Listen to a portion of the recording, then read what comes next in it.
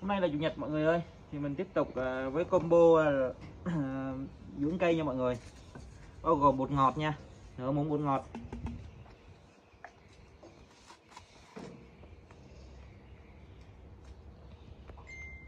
nửa muỗng N3M,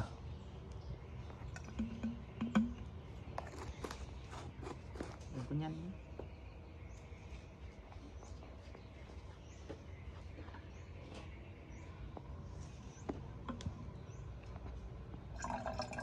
muỗng B1 nha, B1. Rồi chúng ta lắc lên, chúng ta tưới cây nha mọi người. Cuối tuần nha mọi người.